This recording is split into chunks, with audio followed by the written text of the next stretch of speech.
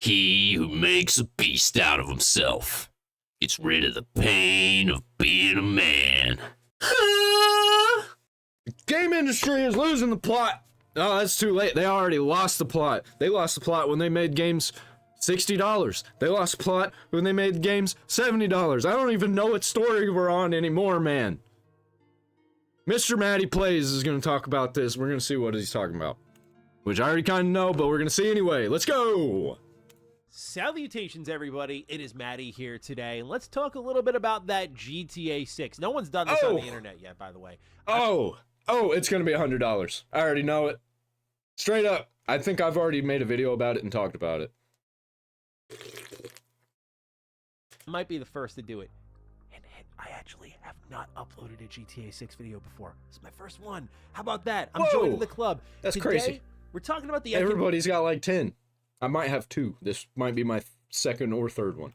Economics really surrounding Grand Theft Auto 6. It's not really news to say that the AAA side of the games industry has really lost the plot in what people are willing to pay for and how far they're willing to go.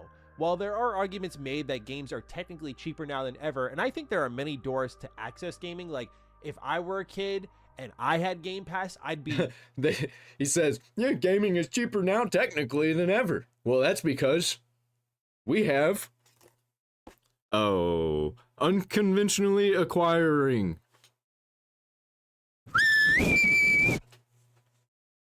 all over it, for example. I mean, I'm all over it as an adult, but I remember as a kid, you really had to like pick and choose. And nowadays, even some of my current favorite games like a Marvel Rivals are just available for free. Like, to me, that's absurd. The barrier for entry... I don't really like Marvel Rivals that much, but that's not its fault. That is my fault because I don't like online games. Has lowered, but I still feel like the price tag of $70 was a step too far for many people. Yep. Especially when today's video games always... Except it's not even... It wasn't even 70. That's $70 for the base game, and then $30 plus for all of the extra stuff, which is really just the whole game, and then they remove features and sell you the cut down version, the bare bones version for the cheaper price, and then you got garbage, the unfinished garbage, incomplete garbage. Immediately go on sale. I always say this off camera to friends when they're asking me about games I'm playing, what I would be doing if I didn't do YouTube. And the thing I always say is, if I did not do this as a career, my rule of thumb would always and forever be, I'm going to play whatever I'm excited for a month later, because it's always going to be probably about 20% off, unless it's a Nintendo game. Then they just... I usually wait like 4 years later to start playing games when they're like $5 on sale, and it's the base price. Never drop in price for whatever reason, but otherwise all of these games dip in value eventually. And we start this conversation about the economics in video. Oh, and if you have a 4-year-old game and it's still full price, I'm either not gonna play it or games, because we're at this sort of impasse, if you will. We've reached an impasse where the business side of things, like, they need prices to go up because they think with their bloating development costs and their bloating game sizes that this is the route. Charge people more. Whereas the consumer is just asking for more quality and fair prices. And now we have news going around about the potential price hike of GTA 6 going up to $100, which I'll just open up the video saying that I think this is absolutely hyperbolic, but I do think there is... It's going to be $70, but it's going to have a $30 package that you buy with it to get the complete experience. And there's probably going to be a $120 one, a $150 one, a $200 one, a $1,000 one. The world where GTA 6 makes the jump to $80 to create room for other games within the business to go from 60 to 70 and 50 to 60 and so on. Why did this conversation come up? Well, if you got a little bit of time, this is actually a presentation you may want to sink into. I try to focus a lot on the...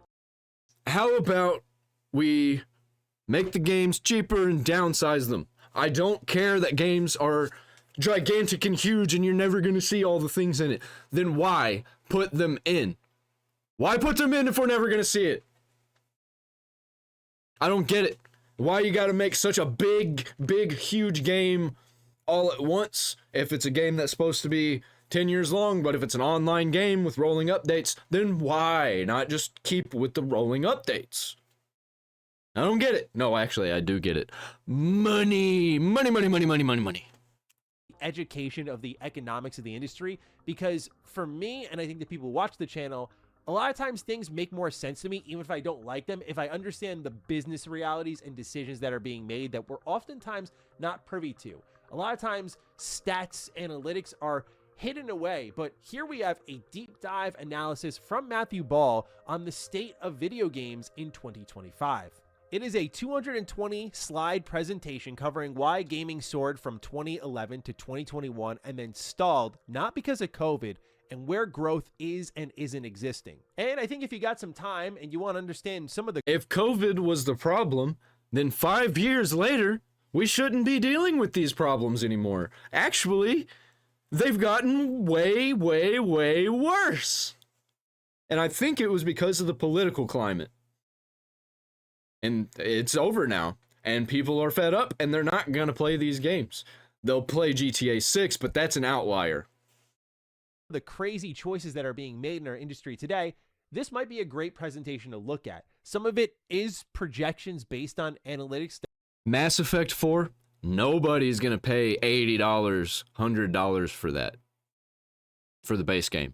They probably will for like the full package. That are being assessed. People are real stupid. Time, but nonetheless, there are facts beneath all of this. And we're going to go through some of it that's going to lead us to what many people think is a skyrocketing price tag for AAA video games, which to me, as I'll get into after we go through all this information, indicating how gaming is losing the plot in its AAA area. What you have here to open up the presentation is depicting how from 2011 to 2021, video game spending was soaring. They say spending grew at over twice the rate of the preceding 20 years, with annual revenue up 150% overall. This will be a consistent... That's because video games became like movies. They became better than movies. Like, you get an 80-hour movie now, plus gaming on top of that. That's what Hideo Kojima's working on. That's what he's been doing. He's been making stories like that. Metal Gear Solid 2 has a 4-hour cutscene, man. Or is it 2-hour? It's a 2-hour cutscene. My bad. Consistent trend. They even show that gaming's 2011 to 2021 growth didn't just beat its historic averages, but significantly outpaced global growth benchmarks. But what we've seen since 2021, not due to COVID according to this assessment here, is that video games have failed to grow in those 3 years removed from 2021. Obviously, this was a bit alarming because in 2023 we saw an incredible... Well, I think that's more because they stopped focusing on making the games better and they started focusing on putting politics in their games. And it just made everything worse, and they stopped focusing on the things that need to be focused on. On top of that, they have tools that makes it easier to make games look and feel better, even though they don't really. Lineup of video games. It was one of the most TSAA. I'm talking about you, FXAA, stuff like that. exciting years in video games that we've experienced. Of course, Baldur's Gate 3 at the top of it all, but you had great games like Lies of P, indie gems like Sea of Stars. I just saw him walking around with 3 owlbears. You can do that? I have 1 baby owlbear. I know he grows up. But you can do that? That's craziness. I didn't even know. Coming out, we had what is this game? So much to be excited about in that year. Starfield was a high-profile game, even if it didn't deliver for you. I'm just talking about sales and metrics and hype. Like, it was a year of big releases, and even then, we did not see this curve go up. It's remained flat, which is why you're seeing a lot of layoffs, a lot of shakeups across the industry, because it could not outlast the failure to grow compared to the decade prior. But what they also show in this presentation is that books, music, digital video. You know where we're getting all of our innovation right now? We're getting it in indie developers, mods, and emulators. Just look at Bloodborne. Perfect example. Have all grown in those respective periods of time, but video games have not. In turn, video games are now looking more risky. And so you're getting less investments and more kind of bets on sequels, more bets on established teams and independent projects. Like we covered here on the channel how there were and they're taking sequels and they're like, well, we want to make our own game, we want to make our own characters and our own thing. They've got an established story. The last one left off on a cliffhanger, so let's just blow up half the world and kill all the characters and just start over instead of making a new fucking game. certain independent developers from the BioWare team, like say a Mac Walters, who went off to do Humanoid Origin, and that studio lost its funding. Casey Hudson's team lost its funding, and so on. These are teams that unfortunately have lost their funding because as game development is getting more pricey and you're not seeing growth through it, people are not investing in it as much across both talent and just capital. As it's shown here in this slide, they say the collapse in venture investment dollars comes not from just smaller average investment rounds, but also far fewer rounds and from far fewer investors. So it's becoming tougher to get your game across the finish line because you may actually have something that's great and accessible, but you may not have someone available to actually even put money into it. And this becomes all the more complex because then these AAA developers are facing off against what are called black hole video games, which are, as defined in this slide here, games that you've put hundreds or thousands of hours into, hundreds of millions of hours and investment dollars in ecosystem development, and the confidence that the scarce... I think Terraria 2 would have had this problem, because Terraria 1 is so good and there's so much to do. I don't think people really would have jumped into Terraria 2. Maybe, I don't know. But there are a lot of games like that. That's just a light example. Time, money, effort, and social signaling will be durably rewarded, so it makes it...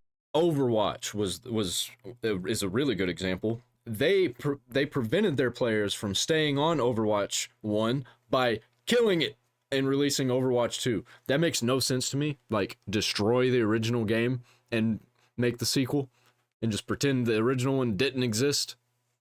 It's a very competitive environment for, say, a AAA developer to go up against a Fortnite or something like that, which is, I think, why you're seeing Ubisoft as an example beyond a myriad of awful choices they've made fail, because I've always defined Ubisoft as following. They see a trend, they go, oh, green light, let's go do that. When Ubisoft does that and they go up against a black hole video game, we see how quickly these things get shut down, like Black hole video game? You mean black hole developers? Because that's what they are. They're just chasing trends to make money. And they're like, what's popular? What do people like? We're going to put that in our game. We're going to put the popular game in there so it can be popular too, because that's how that works, right? No, it's popular because there were no other games like it.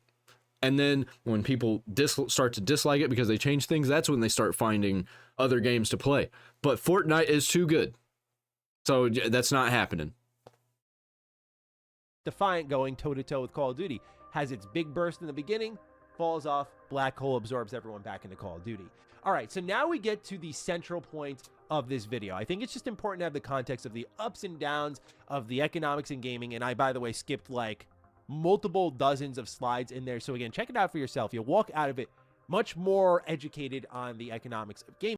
I think too many developers see other games as competition when I think that they should see them as maybe like their games could be the expansions of the games that people are already playing. Like, instead of making an X-Defiant game where it's just like Call of Duty but a little bit different to compete, why don't you make it mostly like Call of Duty and not make it online, make it offline, and make it a story game? Because that's what people want, is more stories. They don't want more samey online gross microtransaction riddled nonsense. Gaming, but we get to this point where they say some game makers hope GTA 6 will be priced at $80 to $100, breaking the $70 barrier and helping $50 titles move up to $60, $60 to do $70, $70 to do $80, and so on. This is why I also said it was a little bit hyperbolic at the start of this all, because it says $80 to $100, but all the headline said $100. In 2025, GTA 6's impact on industry playtime and spend will be mixed, as it launches on console only and severely cannibalizes hours/spend on other titles, which is why whenever GTA 6 gets its date, watch everyone else clear out, because this is going to be the next black hole video game. I wonder what's going to happen to GTA Online. Are they going to do the Overwatch thing where they just completely kill it? They just shut it down and everybody has to go to GTA 6 now? Or are they going to leave it up? Or are they going to implement it into GTA 6 Online to where there's 2 maps on GTA Online now? That'd be cool. Question is, of course, will GTA 6 go for that higher price tag of like an $80, a $90 range even, because it's a Rockstar game? No, they will most likely go 70, leave content out, and make you pay extra for it. But who knows, man? Who knows? They set the standard. What only comes around every so often, and you know that Rockstar is going to deliver something worth your dollar, but at the same time, you have the shark cards. You also have to remember at the top of all of this is Take-Two, who's been known to make some, we'll say, shrewd business moves in the past if the NBA 2K series is anything to go by. Now, before We can't afford to sell this game at $70. We can't afford to sell it at $60. Says the most successful video game company of all time. dive into some of my thoughts, just some other information here for you to go over. They say, recall that game prices have never been lower in real terms than they are today. A tough problem to start and worsened by stalled player growth and rising costs. They show here that no other major leisure forums have seen their products become worth less nearly every single year for decades. This hurts developers of every size and budget, or so they say. Our games are worth less. Let's charge more for them. That should work well. That should make us more money. In real terms, a $70 GTA 6 would be the cheapest ever GTA, 30% less than its original 2D entries, and 16 to 24% less than GTA 4 and GTA 5. $91 would be average. My 2 cents is this. It's a very slippery slope. Like, GTA 6 might be the most important game this generation, but not for the reason you think. Of course, we know it's the next Grand Theft Auto. It's going to be huge. It's going to do numbers. It's going to make waves in places. It's important to other giant games. Indie games are not going to be affected that much by it. They're just going to keep doing their own thing, keep implementing things that are crazy and awesome and weird, and they're going to keep innovating. While all these other games just try and copy GTA 6 and other super popular games. I don't play any of them. You never expected. You're going to hear your grandma or your grandpa or someone who you know knows nothing about video games talk about this game. It is going to be on that level, but I say important because of this right here. The economic dependency of this game is very real, even if that $100 price tag probably isn't. There is a reality here where Take-Two is assessing their business. I look at a game like they've had in development for a while with Ken Levine and Judas. Can they look at sort of the economics of that and say, hey, if we can warrant a $10 or $20 bump in the price tag of this game, then we'll really be cooking with gas. We saw how the door started to creak open on $70 titles, and then developers blasted it wide open, where nowadays when I see 60, I'm like, oh, wow, that's surprising. But most times it's 70. And at first it was the line we wanted to have drawn, like, okay, let's make sure it's a high quality product that's at $70. But the reality is that we know that didn't fucking happen, man. That didn't happen at all. Really, it got a lot worse. That a lot of games that should have been priced lower ended up being $70. A lot of games that came out that should have been free were $70. Oh, these businesses designed to make money are not going to consider that. They're going to say, oh, the door is open to charge $80, $90. I'm going to do that. Why are they going to do that? I equate it a lot to resellers on eBay. There's like a little bit of psychology behind it, if you will, where as someone who's in the retro market, I remember when Piglet's Big Game was going viral late last year. But this is a game that you could get for $20, and it was a game that was readily available on the retro market, not scarcely printed or anything like that. It was a kid's game, readily available, and everywhere at that. But the perceived value of the product went up because of the virality of it. It got bought out online, and then people who were relisting it online were trying to push it to $1,000. And as the only listing available online, eventually the prices would come down. But Piglet's Big Game at one point was settling around the $200 mark consistently. But it happened because when Piglet... This is why I don't buy digital products as collector's items.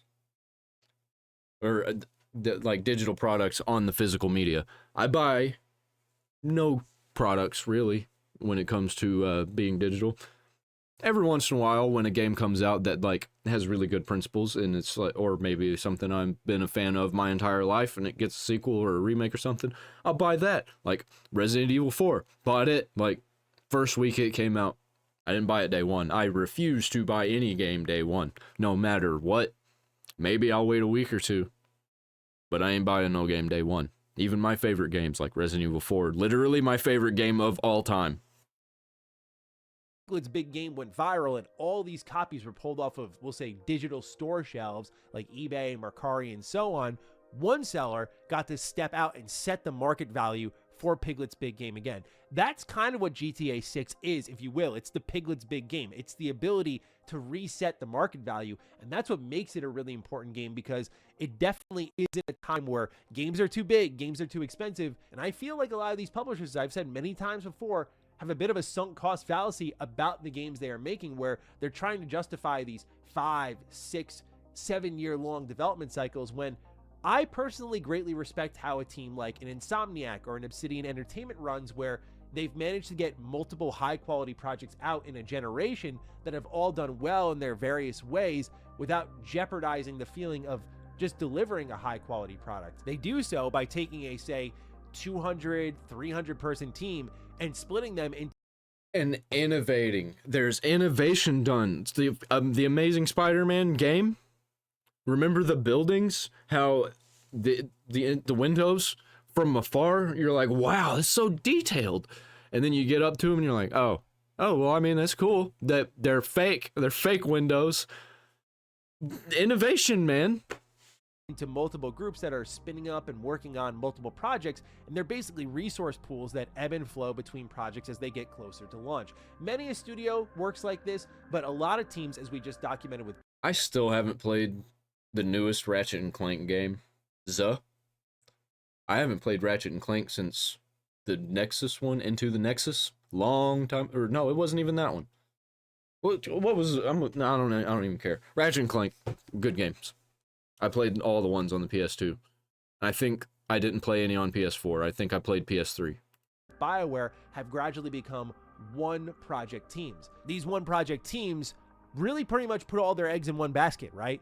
It's all or nothing for many of these companies. Every single big release is an all or nothing moment, and we saw that plenty of times last year. It was your all or nothing release, a Redfall, a Dragon Age the Veilguard, and on the other end of that release, if you delivered nothing instead of all of it, you would see a much different team on the outside. In the case of Arcane Austin, shut down. In the case of BioWare, you'd see all of the teams stripped down to sub 100 people. But I think the real question that a lot of people are asking but don't have a clear answer for is how we get to the all or nothing moment. And while every story is different per studio, I do think there is... I just bought Mass Effect Legendary Edition for like $7, and I really want to play it, but Mass Effect 4 has been on my mind recently.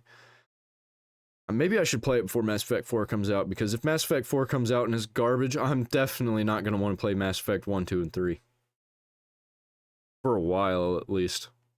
Is one consistency, and it's the desire from gamers during that growth period for video games to get bigger, to achieve what the PS2 couldn't, what the GameCube couldn't, what the PS3 couldn't, what the Xbox 360 couldn't, to continue to push. And in turn, as these games got bigger, you'd need more staff, more specialists. That is what the AAA industry is. Whereas in indie development, you're going to have... we need more like small PS2 style games. Sell them for $20 from large developers who make incredible games. That we don't need these multi hundreds of millions of dollars video games that are pushing billions of dollars now. We don't need those everywhere constantly, because not everybody's gonna buy full price games like that. If you release 10 games a month at $100, it's $1,000. Nobody makes that much money. I mean, I say nobody. Nobody makes enough to justify spending that much money on video games, unless they're just like uber rich and don't care. Regular people who play video games, nah, they ain't doing it. people who wear multiple hats. Eventually, as your team is demanding more and more resources on these, say, all or nothing projects, say we'll call it Project A, then Project B and C start to fall to the wayside because now Project A is becoming the big bet. This is what can achieve the growth if we have a major breakthrough in video games. And why is there that demand for more resources beyond just making games prettier and bigger? Well, it's part of the medium evolving and growing into an art form. And as much as I have a problem with the economy of games and how they are made, I can't argue with some of the results that got us here. But what we have now, which I think is a problem in game development, is sometimes just, for a lack of better term... Oh man, I bought Hellblade. I still haven't played it. But the reason I haven't played Hellblade yet is because I heard that Hellblade 2 isn't very good. But I should go ahead and play it, and I should give Hellblade 2 a shot, give it a chance, because I don't think that it released at full price. I think it was $50, wasn't it? I don't remember. Somebody who knows more about this, correct me on it. Was it a full price game? But anyway, I heard that it wasn't as good as the first one. And I heard that the first one was So, should I play it? Should I play it on stream? Or not stream? Should I play it and upload the video? Artists making art. Now, Let what me know in the exactly comments. does that mean? There's artists who know how to make video games, for example, who know, hey, I can't perfect every single corner of this game. There are certain things in every single video game that are compromises. Just, okay, we're going to have to leave that as it is. But as is common in any medium, perfectionism does creep in, and the inability to let go, and those sorts of things. Maddie, Mr. Maddie Plays, you have changed my mind. You make a very, very, very good point that you're just saying the point that somebody else made, but it's a very, very good point that these games, they're focusing on like one thing. They're smaller games, and they have their strengths and their weaknesses, and they're trying to innovate and do interesting things and make art and make things that they actually enjoy. So I think I am. I think I'm just gonna go ahead and play Hellblade. I think I'm gonna do it. Bloat timelines, It bloat looks development really good. cycles, and that ends up bloating the budget of the games, which then puts more pressure on the product to deliver. That's why you're seeing nowadays shoot-in multiplayers, the chase for live service, or additional cosmetics you can purchase, the early access purchasing. I don't play multiplayer games anymore. That's just not a thing that happens. And I think GTA 6 will be no different. I could see it going up to 80, but I feel like Take-Two will pursue the route of shark cards, maybe early access, those opt-in things that they're going to make billions of dollars on over time. I think that GTA 6 would sell totally fine at 80. They better not do the thing that they did to GTA 5 when it came out. Hey, if you pre-order GTA 5 and get it early, you get this blimp that they ended up releasing to everyone for free like a week later. $80, $90 even. I think people would do that because GTA 5 still sees a ton of play. These are those types of games that people live in for a while. It's like their one-time investment. And I think the danger of a GTA 6 being more expensive is it only incentivizes that mindset more so that when you pick a game, you're going to park it on that for a while. And the economics of the industry would then have ramifications more so, I feel. Yeah, Rockstar better be careful because they can charge $100 and it will probably be super, super successful, probably just as successful in selling copies as GTA 5 when it came out. But that is going to be terrible for the rest of the gaming industry because other games will be charging $100 that aren't worth $100 and people aren't going to be paying these $100 price tags. And then they're going to do the thing that I said where they're just going to be like, okay, we'll sell it for 70. We'll sell it for 50 even. We'll sell it for 50, but we're going to cut all this content out and you got to pay extra for it. On, say, indie titles, because now these black holes get bigger because the monetary investment's there. And like, look, I've been there when I bought games in, say, high school and I had much less disposable income. Every game counted, even if the quality wasn't there. I like to spend time in, say, an Assassin's Creed world because I knew Ubisoft would deliver to me a metric ton of side content that would justify the price tag by hours spent. I know for many of us that hours spent does not equal the quality of the product. But True. My point being is that for a lot of folks who do choose to buy like your Maddens, your NBAs, and maybe like one other game per year, as that price goes up, it's going to only become more and more incentivized to approach things that way. And I think the door shuts a bit more for indies, if not for things like Game Pass or PS Plus, where a level of accessibility is there. So as I've said a million times before, I do feel like the solution is to make smaller games with smaller teams. And I think that will result in some layoffs, but I feel like the economy of it's going to result in innovations too, because they're not going to be able to do certain things. They're going to have to find ways around it. And let's cut budgets off. Let's give a certain amount of money and let's not go over that. That would be so awesome, because then they'd have to be like, oh, well, we don't have enough money to do this thing. We're going to have to figure out how to do it without spending all that money. And that's how you get innovation, because you start getting creative with getting around these things.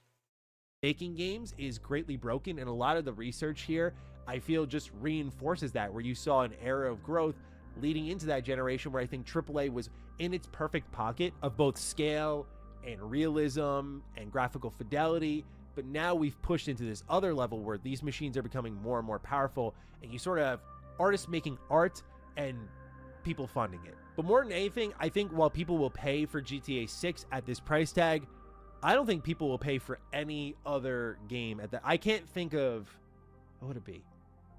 KOTOR remake for me, because I am such a diehard fan that I'd pay like $1,000 for that game, man. But like, Resident Evil 9, I would probably pay $100 for if it was like on par with Resident Evil 4. That just about the only game that I can think of that I would actually pay $100 for. Come down to that level of thought though, and I feel like all of us have a very short list of games we'd spend that much money on. And I know all of us have like different occupations, different jobs. Some can afford games as they go up, but I think as you sort of tighten that grip more, the competition is going to grow more fierce. You're going to have months like February. We have this month where you get KCD, Avowed, you're getting a new Yakuza game, you're getting all these different games. I think it'll become an even greater bloodbath. These games and their frequency of releases, which we already don't have time for because of how big all of these games are, and then the increased price tag means a lot of games are just going to get sent out to die, which again goes down to just how do you sort of limit that level of investment, that level of risk reward. I think you make more palatable games that people can play and finish. It's actually one thing Obsidian said in a pre-launch interview about Avowed, where they're like, look, we don't have a lot of time for these like 10,000 hour games. And so we wanted to make something more small. And again, I like the way they think about it. Maybe it's just speaking to my biases, but these are my thoughts on, I think, the industry kind of losing the plot. The focus on the money is important because the business has to go round, but I feel like GTA 6 could lead to a cascading effect where the AAA industry would speedrun its collapse, because I don't think anyone would be rushing to storefronts to buy these sorts of games at that price tag, especially when more times than not, the quality is just too low. There's so many games, especially last year, there was not. Games aren't even trying new things anymore. I remember, was it Sly 3? Sly Cooper? Sly 3 had 3D glasses, because there's a mission in it where everything became 3D. Like the green and red kind of 3D, or was it green and red, or was it blue and red? Blue and red, yeah. It was that blue and red kind of 3D. And that was cool. I mean, it wasn't good, but it was cool that they were trying something new and interesting. I respect that a lot. For me, outside of metaphor, like a bona fide game of the year contender. Most years do feel like that, where there's a lot of good games, but the truly great ones, it's not like a 2023 where it's like you have 4 friggin' game of the year contenders in the same year, or a 2013 where you get like BioShock Infinite and the 2024, we came really close to Dragon Age the Veilguard becoming game of the year at the Game Awards. It did get game of the year at some awards places and awards companies. Bleh. Last of Us in the same year. Like, to me, that was GTA 5 that same year. That was an incredible year. You don't get those super often. So yeah, that's where I'm at with GTA 6 and the price tag. I think the industry is in for a rude awakening if they try to push past 70 right now. And I think the best option is to work around the consumer rather than trying to bend the consumer to a price jump that, you know, hey, game sales have declined since the price jump happened. Gee, Wonder why. Again, I think getting to the root of the issue, it's trying to brute force past a point that's been made time and time again, and the facts are showing it. So that's where I stand on things with the economy of the industry. And I'd love to hear from you what you think about GTA 6 being at $100. What price would you pay for GTA 6? Would you pay 80? Would you pay 90? I think in a case-by-case basis, again, I wouldn't even pay $5 for GTA 5. I'm not paying $5 for GTA 6. I might pay $4 for GTA 6 to play the story. $80, I think most of us can go, it's Rockstar. Like, I think they're going to make sure it's worth it when I pony up. But that assurance is extremely limited. And I haven't liked Rockstar since Red Dead Redemption. honestly, we're in an industry where you're only as good as your last game. You could have made a stretch. I look at Bethesda Game Studios. You made a stretch of Game of the Year experiences, but You're only as good as your last game. True. And their last game, I think, wasn't it Red Dead Redemption 2? Red Dead Online.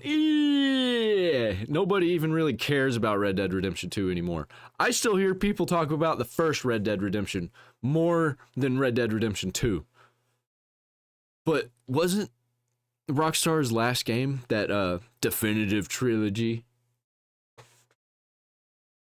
look how that's fallen off. Look how that's changed. Look at the public perception. You're only as good as your last release. And so I feel like even a GTA 6 only slightly gets the benefit of the doubt. Let me know what you're thinking down below. Other than that, I'll catch all of you in the next video. Stay sexy, stay active. I love you all. Peace. And so much can happen in a decade to a company. How many original people are there? How many people who worked on GTA 4 worked on GTA 5 and worked on GTA 6? How many people from GTA 5 only worked on GTA 6? Like, I don't know, man. I don't think it's going to be too much like GTA 5. I think it's going to change a lot of things like GTA 5 did from GTA 4. And I didn't like a lot of the changes that GTA 5 made from GTA 4. I didn't like a lot of changes GTA 4 made from GTA San Andreas and other games.